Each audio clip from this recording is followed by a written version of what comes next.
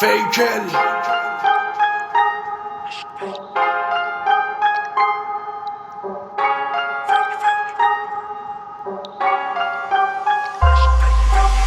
تو بودی سوه من، تو بودی شه من، طولو میکردی به این قلب تاریکم. کسی جز تو منو هیچ وقت نفهمید، هر کی اومد سمتم دلم یهو میترسید. بودنت آرامش بود، نبودنت بیتابی، وجودت مسکن بود برای بیخوابی. همه چی رنگ داشت حتی آرزوهامون، نفهمیدم شد یا به این دلامون. تو رفتی بی دلیل بدون هیچ توضیح، هیچ وقت برای کاراتم نداشتی توجیهی.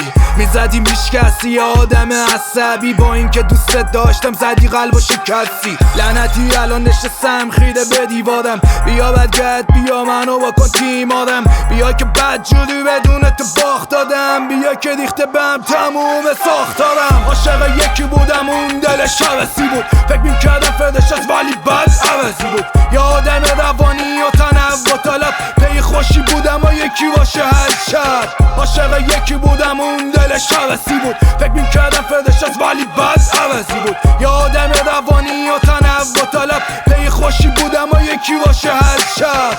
با تو میآوردم همیشه جفتش، گفتی دوستت دارم ولی بد زدی نیش. تو بودی الماس تاج سرم، کسی چپ نگاه میکرد میشد با من طرف. یادته میگفتی رک میدیم واسه هم، حالا کجایی چی کار میکنی بدون من؟ خوش میگذره همه چی رو به راه، دلم تنگه واسه اون نگاه تو.